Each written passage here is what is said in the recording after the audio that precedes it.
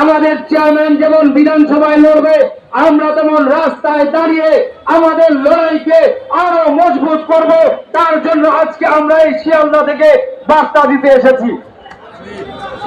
সংগ্রামী সাথী, আমরা দেখেছি সময়ে সময়ে যে সমস্ত রাজনৈতিক দল, বিশেষ করে তৃণমূল কংগ্রেস এই বাংলায় শাসন করার সময়তে তারা বলেছিল যে মানুষের অধিকার যদি কেড়ে নেওয়া হয়, মানুষের ভোটাধিকার যদি কেড়ে নেওয়া হয়, নির্বাচন কমিশন যদি এটা করে, তাহলে আমরা দিল্লি কমিশন লাখো মানুষকে নিয়ে ঘেরাও করব।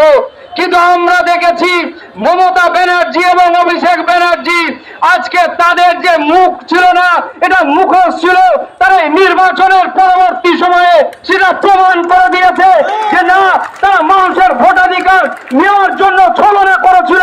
কিন্তু ইন্ডিয়ান সেকুলার ফ্রন্টের চেয়ারম্যান পিটার নওশাদ সিদ্দিকী তিনি যেমন সেদিন বলেছিল যে রাজ্য সরকারের সব থেকে বড় দল পশ্চিমবঙ্গ যেটা আছে তৃণমূল কংগ্রেসকে আমরা আহ্বান জানাচ্ছি, যতক্ষণ না এই বৈধ নাগরিকদের নাম যে এসআইআর থেকে ভোটার লিস্ট থেকে কাটা হয়েছে, যতক্ষণ না তাদের নাম এই ভোটার লিস্টে তোলা হবে, ততক্ষণ আমরা ভোট করব না, ভোট বয়কট করব।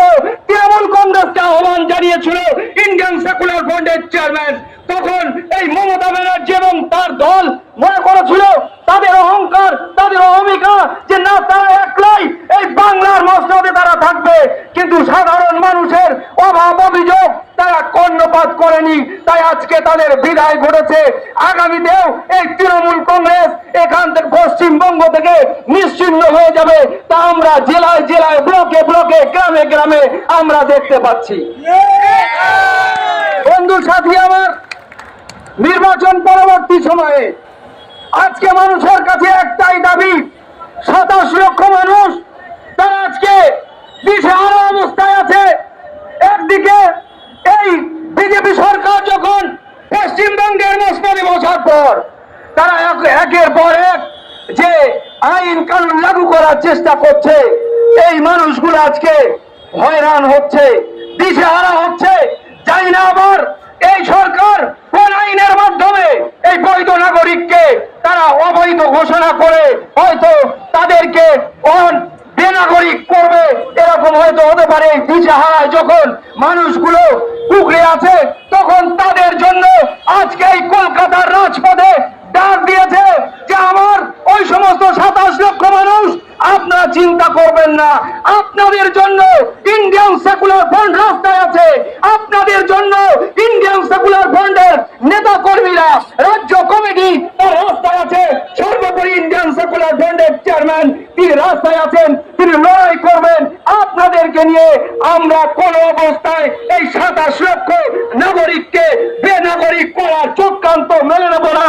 আমরা মাঠে আছি, ময়দানে আছি এবং আইনের মাধ্যমে আমরা লড়াই করে বুঝে নেব যে আমাদের 27 লক্ষ নাগরিকের নাম অবিলম্বে, কোন চক্রান্ত চলবে না, অবিলম্বে তাদের ভোটার লিস্টে নাম তুলতে হবে, দাবি জানানোর জন্য আজকে আমরা এখানে এসেছি।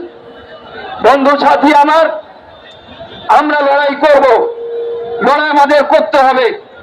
আজকে পশ্চিমবঙ্গে তৃণমূল কংগ্রেসের যে সমস্ত এমএলএ এমপিরা আছে, আজকে এই 26-এর ইলেকশনের পরে তাদের মুখে কোনো কথা নেই, তাদের মুখে কোনো কথা নেই, কিন্তু মানুষ তাদের উপরে আর ভরসা করছে না। আজকে যদি বাংলার মানুষ কাউকে তাদের লিডার হিসাবে মনে করে,